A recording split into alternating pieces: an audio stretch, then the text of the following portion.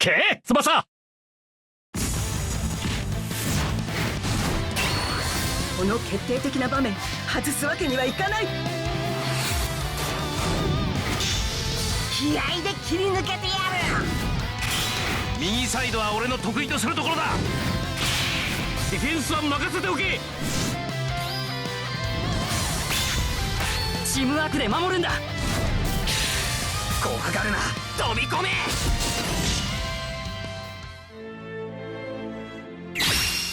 Hello and welcome to Tsubasa, and Weiss is back with you guys to bring you the all-new J-League players.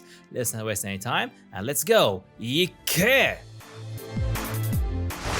First off, we have Ryo Ishizaki. Guts in Sax Blue is an agility type Japanese defender playing for the J-League club Jubilo Iwata during the Road to 2002 arc. It is currently rare for players outside the Dreamfest and Dream Collection to come with more than 3% bond, and Ishizaki delivers up to a whopping 3.5% bond for his team, 2% with 3 or more Japanese players, and 1.5% with 3 or more club players. Both bonds are really easy to activate for most meta teams, especially those starting with Genzo. 20% Insight Master to help Ishizaki win matchups when picking the correct action, and lastly, Stats Handicap Resistance reduce 30% debuff for his team.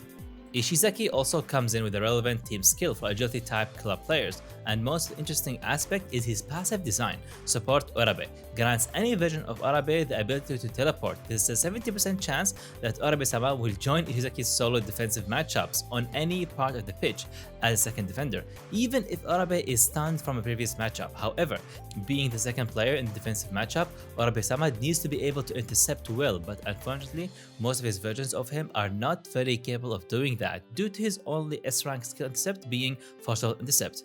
Please note that at this point of recording, the English description of the passive seems incorrect as it states any ally solo defensive matchup, whereas in gameplay, it only activates in Ishizaki's solo defensive player matchup. So in short, Ishizaki must be the solo defensive in order for Orabe to come along.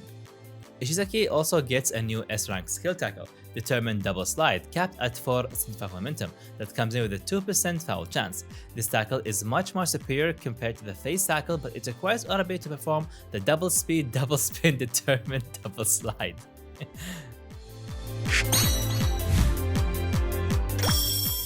Now for the limit break, Ishizaki has the highest base block in the game at over 10k. We suggest going for limit break 1 for those that have access to new face block, and playing Ishizaki as a center back. Limit break 2 ignores block and power and is suited for those playing him as a side defender. We replaced his A pass with S version and included an additional block so Ishizaki has a better chance against skill blockers. S intercept is a must, else Ishizaki will most likely get bullied. And for those who don't have Orabe as a starter player, you can consider giving up his second block or pass for face tackle. Final thoughts, Ishizaki is a pretty solid defender with a new passive that brings a breath of fresh air to the game. Unfortunately, he needs a strong Orabe for his gimmick to be worthwhile. Ideally, Orabe is played either a defensive midfielder or a side defender so that teleporting Orabe away from his point won't create a defensive hole for your opponent to exploit. Alternatively, Ishizaki can also be played without Orabe, contributing to his team through his bonds, debuff reduction, and ample defensive capabilities. Hajime Taki, Green Arrow, leaps to the goal, is a skill-type Japanese winger representing Verde Tokyo in the J-League. Taki operates in two positions, attacking midfielder and a forward. Players that come with 3% easy bonds don't come by often previously, but this banner changes that. Taki is one of the players that comes in with a 3% bond that requires 3 or more skill-type club players. His other notable ability is a 3% debuff reduction, something that is much needed for the current meta. Taki's Side Master passive grants him 20% stat bonus while at the sides. This passive is most useful offensively as you can control the movement of players and is not great when it comes to defending as he tends to wander out of the comfort zone. His main skill, Wild Crot, is capped at 425 momentum. Not the best pass around, but still a lot better than most generic S-rank passes. S touchdown dribble sounds unique, but it's as weak as any other regular generic S-rank dribbles.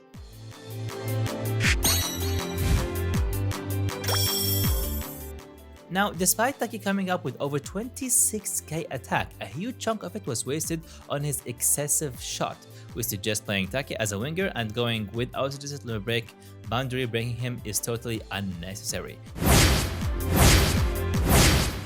Filling up his skill slots with whatever you have, as he already has the 2 S-rank skills that he needs.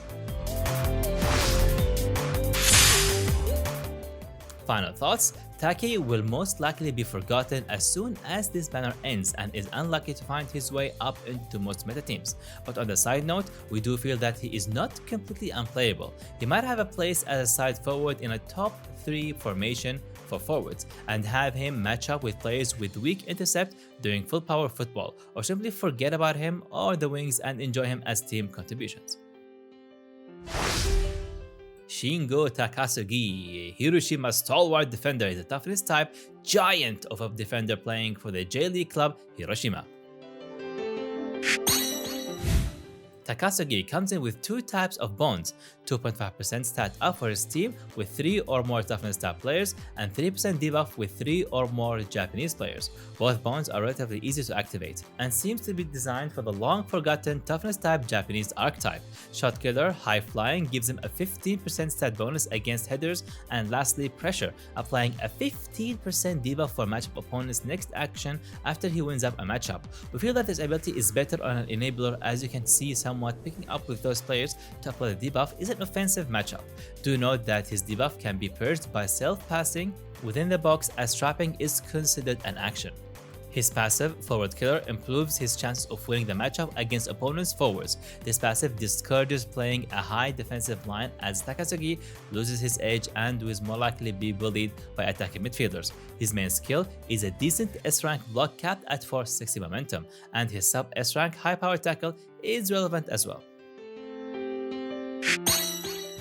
Now for his limit break, Takasugi is packed with a huge 10k base tackle and reasonable block supporting by good power, being slightly weaker on intercept due to his lack of skill support, and insufficient technique dictates his limit break. Note that he is giving good for high ball, so that he grants him a 12.5% multiplier for his actions in a high ball matchup. Now, we suggest foregoing his intercept for now till he gets a relevant intercept skill, going with our suggested limit break as shown. When in doubt, just block, as he should be able to bully with his huge block against forwards. We dumped all available S-rank skills on him to make him look complete, so it's not necessary to invest in generic skill if you don't see the need to. Final thoughts: Takasugi is a beast, ready to devour forwards and destroy players that are dependent on high flying shots. He thrives in a low defensive line play style, as it decreases the chances of matching up with attacking midfielders. This also means that he will struggle to handle players outside of forward, and a prime matchup target if out of position. Jun Misugi, Tokyo's lovely young noble, is an agility type Japanese heartthrob and the star player of the J League club FC Tokyo. He is given 2 playable positions, either as a defensive or attacking midfielder.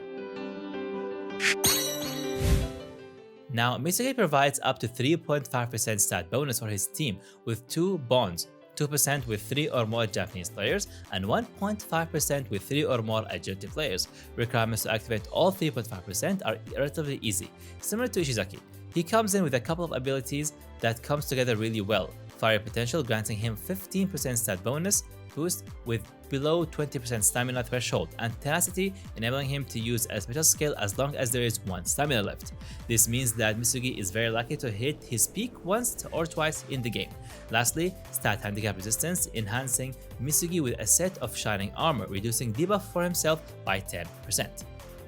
His passive, Attacking Defensive Midfielder Killer, empowers him with 25% stat bonus against players in the mentioned positions. This passive is not really useful for Misugi, as he is designed more as a secondary scorer. In our opinion, defensive midfielders and defender killers would serve him much better. His main skill, Loop Feint Shot, is capped at 475 momentum, is the best ground shot available, and it is less affected by his angle decay when shooting from a tight angle. Now for his limit break, it is quite common to see Misugi with less than 1k stamina, and his version is no different. Fortunately, tenacity is there for him, so it kind of negates the lack of stamina. In order to get the full 15% bonus from fighting potential, Misugi needs to fall below 198 stamina. Misugi is designed to score coming up with 12k base shot, the highest in the game so far.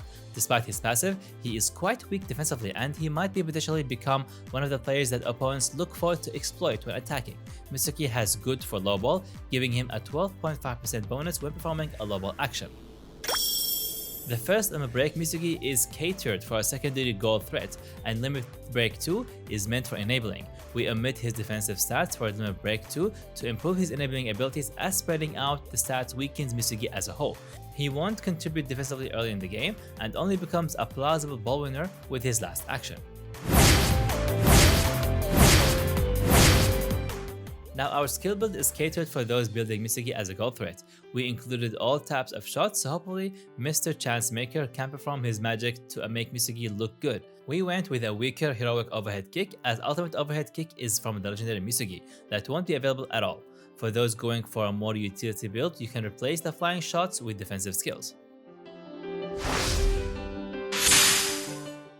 Now, final thoughts. Misugi looks great on paper, but when you consider how his passive will not be activated when matching up with defenders and the lack of S12 skills, make him rather easy to predict when trying to get into the box himself. We feel that it is rather awkward to try to score with him. He will be an asset when building attacks when he is among the opponent's midfielders though. This is our end for this banner. Please let us know in the comment below, what did you think about this banner? Did you like it? Did you not like it? Are you going to pull?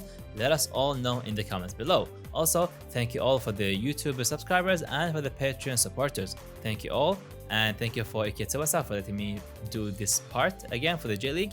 And we'll see you guys in a later video, and see you guys. Bye bye from Weiss Station.